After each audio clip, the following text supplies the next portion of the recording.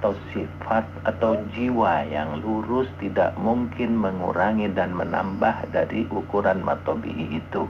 Itu namanya mat tabi'i, mat watak. Kalau misalkan ada kita menambah berarti wataknya nggak benar, atau mengurang berarti otaknya nggak benar. Itu sebetulnya itu adalah bahasa yang kasar sekali, sebetulnya dinamakan mat tabi'i itu ada maksudnya. Ya, bisa ya dimengerti. Insya Allah. Kalau misalkan orang mengatakan kenapa dinamakan mat asli, iya karena ini adalah asli bacaan. Oke, mat tabi'i ada berapa macam? Ada 3 variasinya. Kenapa dinamakan mat tabi'i? Ya karena mat watak gitu. Mat watak. Tobi itu kan tobi itu kan karakter ya, otak, watak gitu. Terus hatta itu mad jaiz munfasil. Kenapa dinamakan jaiz? Dia mad bertemu hamzah pada lain kalimat. Karena ketika fokus pertanyaannya kenapa dinamakan jaiz, karena sebagian ahli baca ada yang membolehkan itu jaiz, ada yang membolehkan panjang, ada yang membolehkan pendek seperti mat tabi'i. Beda dengan wajib. Kalau wajib kenapa dinamakan wajib? Karena semua qurra mewajibkan itu panjang. Maka variasi mad jaiz ini tidak sama. Ada yang membacanya seperti mat tabi'i, seperti Syekh Al-Musa'ari saja. Itu ketika bacaannya ada yang panjang, ada yang pendek, itu jaiz. Tetapi sebagian besar menyamakan ukuran bacaannya kepada mad wajib muttasil. Ditanya lagi, berapa variasi panjang bacaannya? Kan gitu. Berapa tuh variasi bacaannya? Ini kalau nggak salah 2-3 harokat saja. Ada macam-macam menurut ulamanya. Ada 1 alif, 2 harkat, 1 alif setengah, ada 2 alif setengah, ada sampai yang 3 alif. Enggak begitu. Karena tataran Ibu Fatwa ini kalau sekedar baca itu sudah paham semua saya rasa. Maka lebih menukik kepada pertanyaan-pertanyaan yang tajam tadi. Baik, silakan. Idza mat tabi'i. Rokiba mat tabi'i. Roknya tafhim. Ada berapa variasi bacaan ro? Ada 2, ro tafhim dan ro tarkik. Apa arti tafhim? Tafhim adalah tebal. Ketika ro bagaimana? Ketika ro bagaimana tebal itu? Lidahnya naik. Teorinya roknya naik, tapi ke ro itu ketika posisi bagaimana di tempat kaca tebal? Kalau dibaca fathah dan Domah. Dan satu lagi ketika mati dalam keadaan setelah fathah dan domah. Apa arti tarkik? Tarkik adalah tipis, dibaca tipis. Teorinya bagaimana bacanya tarkik itu? Bila didahului oleh harokat kasroh. Enggak, teori bacaannya bagaimana posisi lidahnya ketika ro tarkik? Posisi lidahnya ke bawah kan? Iya, betul itu, betul. Itu kalau tarkik ke bawah, masir gitu, dilepas ke bawah, jangan ditarik ke atas. Wa ilaihil masir, jadi tebal lagi. Baik, terus Baknya itu mat tabi'i. Fisnya itu idgham syamsiyah atau alif syamsiyah. Iya, ada berapa macam al itu namanya. Alif lam al. Al itu ada 2. Al-Qamariyah sama al-Syamsiyah. Kalau al-Qamariyah hukumnya bacaan apa? Hukumnya itu jelas tadi. Maksud jelas itu dalam istilah apa tuh? Jelas itu istilahnya apa? Idhar. Betul. Idhar Qamari.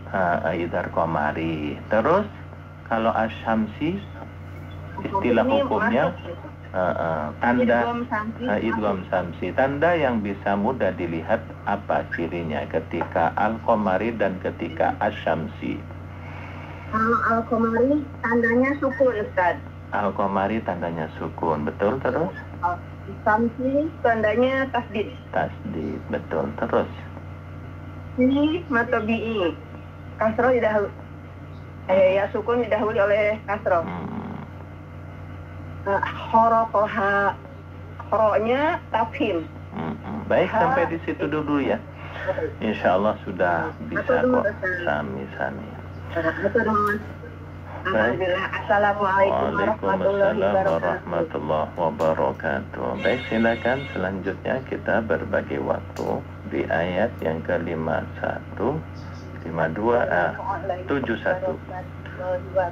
Waalaikumsalam warahmatullahi wabarakatuh. Jelas suaranya? Baik, silakan. A'udzu billahi minasy syaithanir rajim. Bismillahirrahmanirrahim. Fantalaqa hatta idza rakiba fis safinati kharaqaha. Qala akharaqtaha litughriqa ahlaha. Pak Ustaz, suara Ustaz belum jelas ya? Baik, silakan terus. Laqad ji'ta syai'an imra. Qala alam aqul innaka lan tastati'a ma'iya sabra. Qala la tu'akhidni bima nasitu wa la turhiqni min amri usra. Terus? Fantalaqa hatta idza laqiya gulaman faqatalahu qala aqtalta nafsan zakiyatan bighairi nafs. Iya. Laqad ji'ta syai'an nukra. Iya, baik sampai di situ. Sadaqallahul azim. Ini kecil suara Ustaz. Baik, terima kasih. Sama-sama. Waalaikumsalam warahmatullahi wabarakatuh. Suara, apakah karena jaraknya jauh ya dari Banyuwangi? Baik, silakan selanjutnya. Masih terbuka pintu, monggo yang hendak membaca atau yang mau menghafal. Silakan. Assalamualaikum warahmatullahi wabarakatuh. Waalaikumsalam warahmatullahi wabarakatuh. Dari Condet, silakan. Condet, Ustaz. A'udzu billahi minasy syaithanir rajim. Bismillahirrahmanirrahim. Fantalaqa hatta idza rakiba fis safinati haraqaha. Qala aharaqtaha litughriqa ahlaha. Laqad ji'ta syai'an imra. Qala alam aqul innaka lan tastati'a ma'iya sabra. Qala la tu'akhidni bima nasitu wa la turhiqni min amri usra. Fantalaqa hatta idza laqiya gulaman faqatalah. Qala aqtalta nafsan zakiyatan bighairi nafs. Laqad ji'ta syai'an nukra. Iya, baik. Sadaqallahul azim. Baik, demikian dari Condet. Kita persilakan selanjutnya. Silakan masuk yang lain. Warahmatullahi wabarakatuh. Waalaikumsalam warahmatullahi wabarakatuh. Silakan Bu Haji dari Pasar Rebo. Terima kasih Ustaz. A'udzu billahi الشيطان الرجيم فانطلقا حتى إذا ركبا في السفينة خرقها قال أخرقتها لتغرق أهلها لقد جئت شيئا إمرا قال ألم أقل إنك لن تستطيع معي صبرا قال لا تؤاخذني بما نسيت ولا ترهقني من أمري عسرا فانطلقا